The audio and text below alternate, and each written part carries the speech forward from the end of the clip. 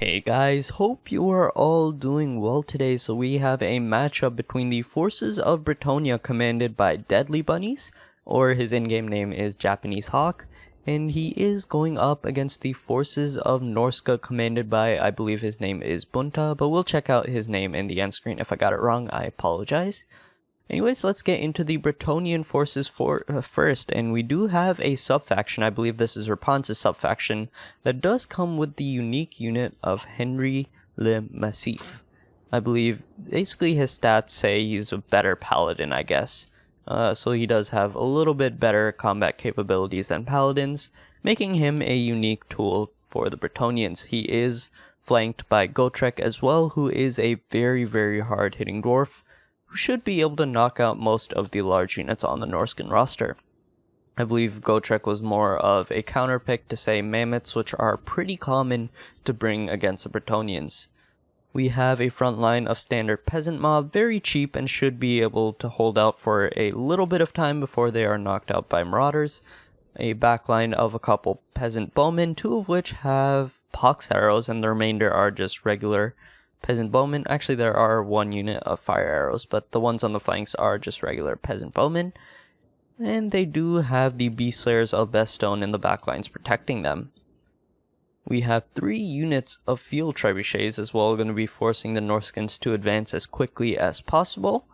And on either flank there are 2 units of spearmen actually only 1 unit of spearmen at arms. For the leadership, we do have a prophetess of life bringing some lore of life magic. For some healing, we have Regrowth, Earthblood, Arcane Conduit, and the Assault of Stone.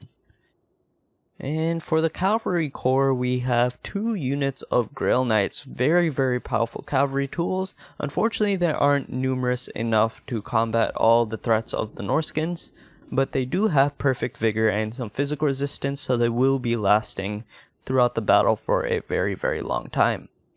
And that pretty much makes up the Brettonian army, and let's check out how the Norscans are going to be taking this battle. So we have a front line of marauders along with some marauder spearmen.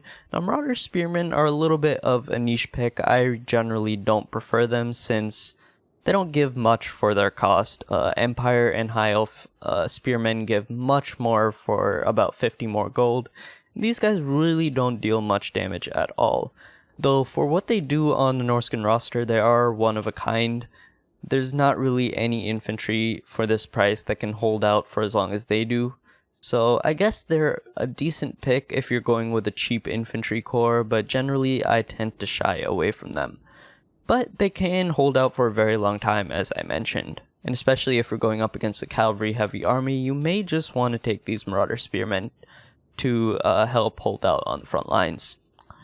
They are going to be backed up by 2 units of Fimir Warriors with great weapons, bringing some anti-large, and we have 1 unit of Miststalkers, the Regiment of Renowned Fimir Warriors. We have a Shaman Sorcerer of Death bringing Spirit Leeching probably, yep, Spirit Leeching, 2 units of Marauder Horsemen for some skirmishing power, 2 units of Skinwolves kind of acting as a cavalry unit, hoping to flank around and hit some of those important units from the flanks. And Vanguard deployed are 2 units of Norscan Warhounds, attempting to surprise some of these field trebuchets. I don't know why I was about to call them catapults. Surprise some of those field trebuchets and perhaps get an early win for the Norscans. We have Wulfric the Wanderer as the leader of this Norscan army. He is on horseback, which means he is not as big of an anti-infantry tool that he is on his mammoth, but he still is a very powerful duelist with Hunter of Champions. He also has Sea Fang for some area of effect damage. And that pretty much makes up this Norscan army. Pretty powerful tool, or pretty powerful tools, and I think it really comes down to the Shaman Sorcerer, and if it can knock out these Grail Knights very, very quickly. Well, not very quickly, but as quickly as possible, since those Grail Knights will definitely be a huge burden for the Norscans to deal with. They can pretty much cycle charge all these units to death. The infantry isn't elite enough to resist these Grail Knight charges, and even the Fimir Warriors, though they are very heavily armored, I believe they're the most heavily armored monstrous infantry in the game, they also will be falling due to their anti-large bonuses. Nonetheless, let's get this battle started. As expected, the Norskins will be forced to push up as those trebuchets will be doing a ton of damage initially. Peasant bowmen opening fire, going after it looks like just some standard marauders. Unfortunately, they are shielded, so they won't be taking a ton of damage, but with Henri and a lot of the peasant mobs, they should be able to, or peasant mobs should be able to win the front lines. Looks like we have a Sea Fang going down on some archers. A little bit of a weird angle actually. Didn't really do the most damage. If it had gone straight through the peasant bowmen like that, it probably would have done a lot more damage. But now the peasant bowmen are switching targets to these Fimir warriors, which may not be the greatest idea considering that they do have a decent bit of missile resistance. But now they change targets to Wulfric, and Wulfric, realizing that he's about to be the target of a ton of arrow fire, does decide to retreat. The front lines are collapsing tremendously quickly as expected. For the Brettonians, peasant mobs really can't be expected to hold out against Fimir warriors, but at least the Beast Slayers of Bastogne have managed to put a push up and will be holding back these Fimir warriors for the meantime. But now these Norscan Warhounds are getting some great picks on these trebuchets, as they are almost all going to be knocked out of the fight pretty much instantly, and they're almost all at full ammunition as well. I think the other units were just completely knocked out, since I don't even see their retreating banners. At least the Grail Knights did manage to get a countercharge into them, and these Norscan Warhounds will be running from the fight very soon, but unfortunately they have done their damage already. There's still some peasant archers firing, but a lot of them have been compromised by the Marauder front line. Of course, with the support of Fimir warriors, they were able to completely destroy those peasant mobs. And now they are going to be slowly but surely routing the rest of the Brettonian army, and things are not looking great at all for the Brettonians. They do have a small little spot of strength in their army where Henri and Gotrek are fighting against a couple Fimir warriors and winning that fight pretty handily, but the rest of the Brettonian army is collapsing one by one. These peasant archers are getting knocked out very, very quickly, and great micro from these Norscan Warhounds to ensure that they're alive, avoiding these Grail Knights and hopping on top of some of these costs, or some of these valuable peasant bowmen. A little bit of a miss micro that leaving these Marauder horsemen. They could also be shutting down a lot of the Norscan units that may be ripe for the picking, such as these peasant bowmen with pox arrows, but it looks like the rest of the Brettonian army is doing a fine job of taking them out. Yeah, it seems like quite a few micro mistakes on the Norscan player's part, even though he is playing a pretty good game with his infantry. The Shaman Sorcerer is a little too far back. I think some Spirit Leeching has been going down, but ideally you'd want to get it into a lot of those Grail Knights, and these Skin Wolves are absolutely essential. You need something to be able to knock out those Grail Knights, and really I don't see much other than these Fimir warriors to take them out, so these Skin Wolves need to push up pretty much immediately if the Norskins want to compound their lead. Grail Knights have taken a little bit of damage, I'm guessing, from charging into spears, and I'm guessing these Fimir warriors also got a couple hits into them, but their cycle charging has been turning the battle. As you can see, the balance of power is slightly Norscan favored, but it's going back to the middle as the Norskins are losing some of their tools. You can see these Marauder Spearmen on the brink of routing, and I'm guessing they haven't done much damage. Actually, let's pull up their stats. They've got an okay number of kills, but of course cycle charging from these Grail Knights will completely annihilate them. Some peasant bowmen have managed to return to the fight, and unfortunately all the Norscan Warhounds are gone, and so the mobility for the Norskins is looking rather thin. There are still some Marauder Horsemen who should push up and try and knock these guys out of the fight, but they are a little too far to do much damage right now. And how is the leadership fight looking? Wulfric has pushed in and is going to be trying to knock out, let's see, Gotrek. Gotrek will definitely be able to outdo Wulfric, so he really wants to watch out and not stay in this fight for too long. Gotrek does have Hunter of Champions popped on him though, so Wulfric will be doing quite a bit of damage to him. But once that wears off, Gotrek will be an absolute beast, and Wulfric is going to be in a ton of danger. Yeah, Gotrek is an absolute world beater when no buffs are popped on him. So you definitely want to disengage as quickly as possible, as a Norscan player is doing. And now these Marauder Horsemen are pushing forward. They kind of abandoned their charge. I would have fully charged into these Peasant Bowmen and knocked them out of the fight, but still having them back in the fight is a huge win. Let's see, are those Skin Wolves moving up yet? Nope, not yet. There are some Norscan Warhounds as well, so there's some pretty powerful tools for the Norscan still left, but they are not really making the greatest use of them. And now we have Wulfric going up against Henri. Henri, I believe, should be able to outduel Wulfric without Hunter of Champions popped on him. And of course, with the support of Gotrek, he should be able to win that very, very easily. There is some Marauder Horseman fire coming in to try and support Wulfric, but unfortunately will not be enough, and he really has to disengage. He has Foe Seeker pop, so he can definitely outrun these foot characters, but Henri and Gotrek are an absolute beast when fighting together, and I don't really see too many options for the Norscans to take them out. If you can get them surrounded by Fimri warriors and potentially do some cycle charging with Wulfric and pop some decent Hunter of Champions, you might be able to win it, but unfortunately the Deathcaster does fall for the Norscan. The Deathcaster of the Norscans does fall.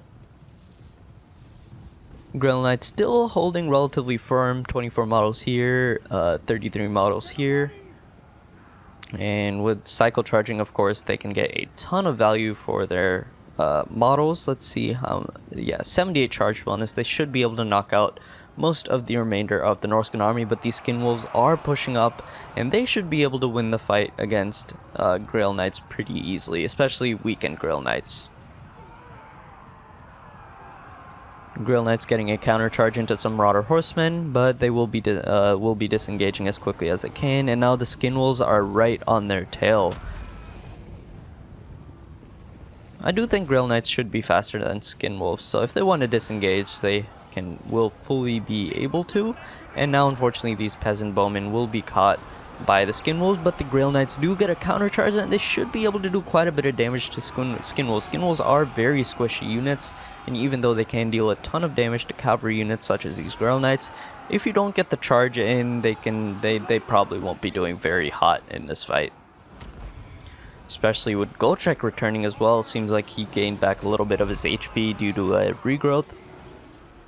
The Brettonians should be able to win this fight pretty easily, and even though these Skin Wolves were safe for the end of the game, or end of the fight, they have been knocked out almost instantly in engaging in melee. And now Wulfric does get a huge pick on the Prophetess of Life, knocking her out of the fight. I believe she had Hunter of Champions popped on her as well, but now Wulfric is going to be paying for that by in a surround by Gotrek and a bunch of these Grail Knights. Wulfric should also be knocked right out of this fight, though of course Brettonians will have taken the better of these trades since the Prophetess of Life has healing available, so a regrowth on her could easily bring her right back into the fight. And there goes Wulfric being escorted off by some Skin Wolves, even though those are his own units. They seeing their leader rout are going to be running from the field as well.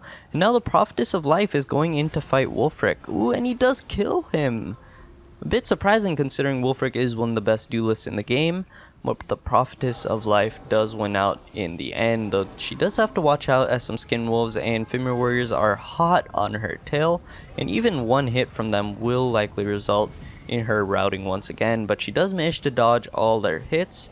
Ooh, no, the Skin Wolf does get one hit in, and that does stagger her a little bit, but Henri and Gotrek are right there to pay back doubly the damage that these Skin Wolves are doing. Some Peasant Bowmen have also returned to the fight, and things are looking very, very good for the Brettonians, as you can see from the balance of power. Skin Wolves getting a charge into these Peasant Bowmen, and they should be routing relatively quickly, but I don't see any way of taking out Henri and Gotrek, especially with all this healing available. I'm surprised the Prophetess can't outrun Skin Wolves. I'm guessing their charge bonus is constantly active, which gives them a little bit of speed boost, allowing them to catch up to the Prophetess of Life, but she will be escorted off the field by these Skin Wolves.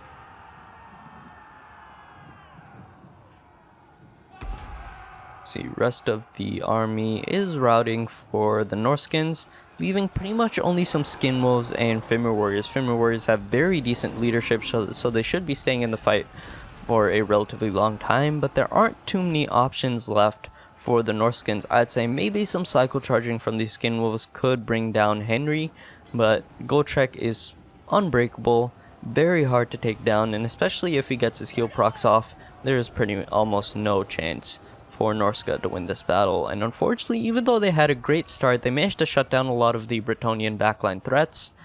In the end, they were not able to pull together their army and shut down the big threats in the form of Henri and Gotrek. And at this point, the ending of the battle is pretty much set in stone, so let's speed it up as these skin wolves will get routed due to army losses. And let's check out how each of the armies did. So I'd say for the Brettonians, of course, things were not looking good at all, as you could see from the balance of power during the middle of the battle. Everything was pretty much routing except for the leadership core in the form of Gotrek, Henri, and the Prophetess of Life. So these three really carried this battle. And on the Norscan side of things, I think they played their infantry fight really well. I was a little surprised by the Marauder Spearmen pick, but looking back, they actually were able to hold out on the flanks for a relatively long time, so that maybe they weren't the worst of picks. But I'd say the big loss for the Norskins was the fact that they wasted so much time with these Marauder Spearmen, leaving them behind. They could have been getting a ton of fire into Gotrek or Henri, but instead they were sitting back for most of the battle and unfortunately didn't get to use most of their ammunition. But I'd say a highlight, of course, was the Norscan Warhound play, knocking out those field trebuchets pretty much instantly right from the get-go, from the beginning of the fight, was a huge win for the Norskins. And then, of course, forgetting these skin wolves probably cost them the game, but overall, well played to both players. And yeah, I hope you enjoyed this battle. Remember to like and subscribe if you enjoyed the content, and I will see you guys in the next one.